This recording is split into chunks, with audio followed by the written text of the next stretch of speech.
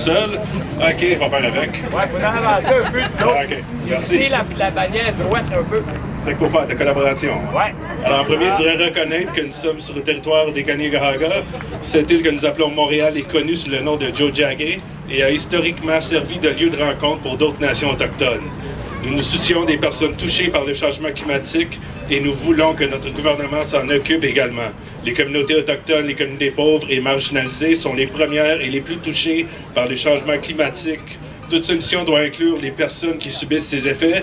De plus, dans le monde entier, les communautés autochtones mènent le combat contre les mines, les pipelines et les projets d'extraction de pétrole, de gaz et autres. Nous devons reconnaître les limites des systèmes occidentaux pour résoudre ces crises, puisque ce sont ces systèmes qui ont causé cette crise.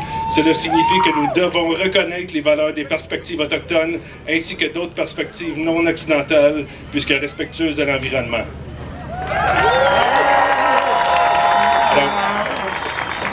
Aujourd'hui, c'est pour le Front commun pour la transition énergétique, qui est un groupe qui rejoint beaucoup de groupes issus de la société civile, des groupes évidemment comme Équiterre, comme Greenpeace, comme le David Suzuki, mais aussi le CSN Montréal, l'FTQ, les agriculteurs et encore beaucoup plus de groupes qui vont s'ajouter avec le temps. Juste pour dire que nous avons des critères qui vont à l'extérieur de la politique. Nous, on est là pour la mettre le feu au cul, qui que ce soit qui va être élu. Hey, bonne idée! Alors, juste pour vous donner un petit goût de qu'est-ce qu'on a, c'est assez complexe, mais on va le sortir après l'élection. Alors, nous ne voulons pas une transition énergétique néolibérale concourant à la marchandisation et la privatisation tous azimuts, à l'accroissement de l'exploitation des humains et du vivant et à la dépossession généralisée au profit des plus riches. Nous reconnaissons que c'est la tendance actuelle. Elle implique des changements de valeurs, de normes sociales et de modes de vie importants qui passent notamment par des campagnes d'éducation d'une ampleur sans précédent. Alors, réduire les émissions de GES. Nous nous opposons au projet d'exploration et d'exploitation des hydrocarbures, comme le gaz naturel, ainsi qu'à tout nouveau projet de transportation d'hydrocarbures. Excusez-moi, j'ai pas appris le texte par cœur.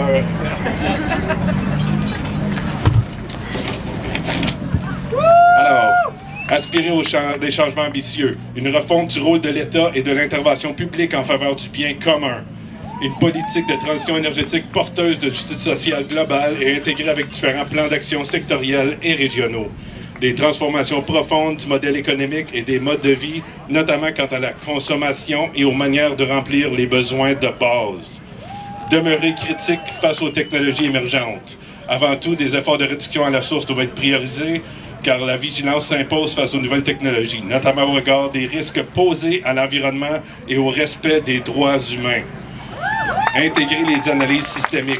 Alors, les mesures de transition énergétique doivent participer à l'amélioration des conditions de vie des personnes et communautés actuellement défavorisées.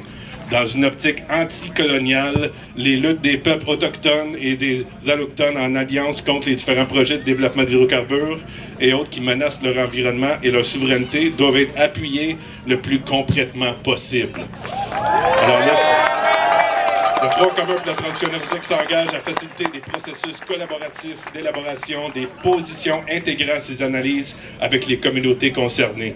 Et respecter les droits humains, évidemment, on supporte les pactes internationaux relatifs aux droits économiques, sociaux, culturels, aux droits civils et politiques, mais aussi la Déclaration des Nations unies sur les droits des peuples autochtones.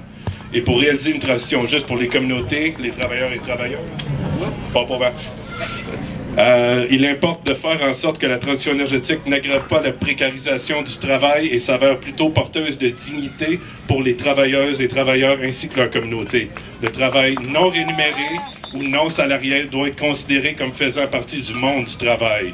On doit accélérer le remplacement des emplois dans les secteurs à haute intensité d'émissions de GES, comme énergie, par des emplois de qualité dans les secteurs contribuant à la décarbonisation et à l'écologisation de l'économie, ou dans d'autres secteurs qui contribuent au déploiement d'une transition porteuse de justice sociale. Alors, les travailleurs et travailleuses, on les oublie jamais, doivent non seulement être informés des transformations nécessaires, mais doivent pouvoir prendre part activement aux décisions concernant les milieux de travail et l'évolution du monde du travail. Et il faut démocratiser la transition si ce n'était pas assez évident. Une information indépendante permettant des prises de position libres et éclairées de la part des différents acteurs concernés doivent être disponibles en temps utile.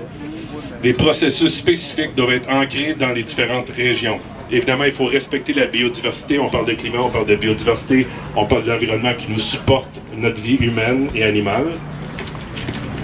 Alors, on doit reconnaître l'interdépendance intrinsèque des éléments écosystémiques. Les mesures de transition énergétique devraient s'intégrer au niveau de l'aménagement du territoire. Nos relations aux écosystèmes que nous habitons devraient être revisitées en profondeur. On n'a plus le temps de penser deux fois à qu'est-ce qu'on fait avec les terres humides, avec les marécages, avec les grillons et tout ça. Alors, chercher la cohérence financière, évidemment, c'est qu'est-ce qui aime parler le plus les politiciens, c'est le retrait de tout type de soutien gouvernemental, fiscal et autres du secteur des énergies fossiles. Sans précédent, on retire tout. Un revêtissement massif doit être orienté vers une transition réellement appropriée à la situation, une redistribution équitable des ressources financières. Pas égale, équitable.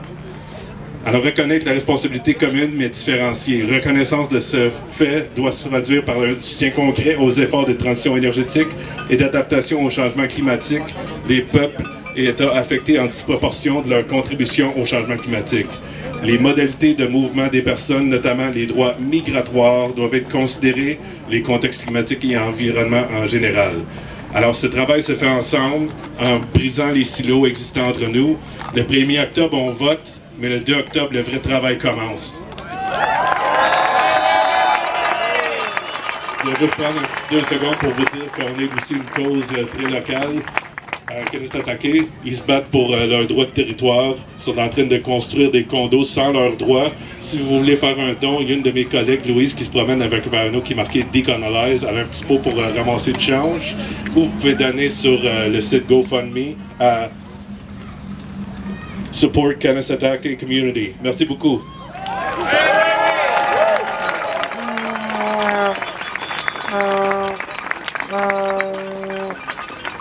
Merci à tout le monde d'être là. Puis je voudrais remercier encore une fois toutes les personnes qui sont venues prendre la parole, qui viennent montrer la diversité du mouvement, qui viennent montrer son ampleur, qui viennent montrer sa force, justement. Ici, on est tous là, on est tous présents pour la planète, mais on voit qu'il y a du monde qui se bat sur différents fronts, de toutes sortes de façons, et on est ici ensemble pour s'écouter, pour se soutenir.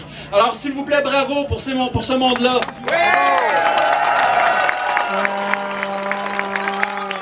Merci encore une fois d'être venu avec nous. On se revoit la semaine prochaine pour la suite du monde, parce qu'on a le droit de rêver plus, de rêver mieux.